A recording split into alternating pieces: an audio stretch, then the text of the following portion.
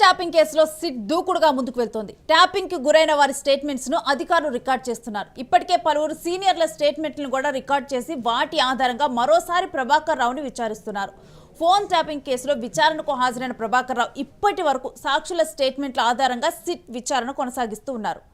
అయితే దీనికి సంబంధించి అసలు ప్రెజెంట్ అప్డేట్ ఏంటి ఫోన్ ట్యాపింగ్ కేసులో అనేది కూడా వివరాలను మా ప్రతినిధి స్వప్న అందిస్తారు. ప్రస్తుతం చూసుకున్నట్లయితే రెండు తెలుగు రాష్ట్రాలలో అయితే ఫోన్ ట్యాపింగ్ కేసు అనేది హాట్ టాపిక్గా జరుగుతుందని చెప్పుకోవచ్చు.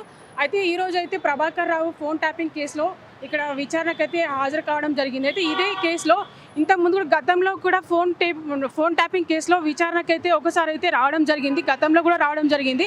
అయితే ఇంత ముందుకు వచ్చినప్పుడు సరైన సమాధానం చెప్పని నేపథ్యంలో మళ్ళీ సిట్ అధికారులు అనేది మళ్ళీ వాళ్ళని పిలిపించడం జరిగింది. ఇదే విషయంలో ఎవరైతే రాజకీయ నాయకులు కానీ ఎవరైతే మిగతా సెలబ్రిటీస్ కానీ కొంతమంది ఎవరైతే ఫోన్ ట్యాపింగ్ జరిగిందో దానిపైన అయితే క్లిష్టంగా అయితే ఇప్పుడైతే పూర్తిగా వివరణ అయితే తీసుకోవడం జరిగింది. అయితే గతంలో బీఆర్ఎస్ నేతృత్వంలో ఉన్నప్పుడు ఏవైతే దానికి సంబంధించిన ల్యాప్టాప్ కానీ ఫోన్ కానీ ఏదైతే ఉంటుందో బుక్ కానీ ఏదైతే ఉంటుందో అవన్నీ తీసుకురావాలని చెప్పేసి కూడా సిట్ అధికారులు అయితే సూచించారు. అయితే దీనికి సంబంధించి ప్రస్తుతం మనం చూసుకున్నట్లయితే ఫోన్ ట్యాపింగ్ కేసులో అయితే A1 నిందితుడిగా అయితే ప్రభాకర్ రావు అయితే ఉన్నారు.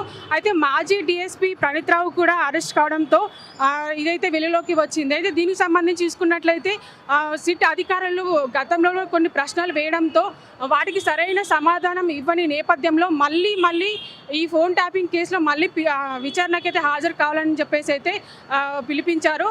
అయితే మార్నింగ్ నుంచి దాదాపు సుమారు ఒక 8 గంటల నుంచి అయితే విచారణ అయితే కొనసాగుతుంది.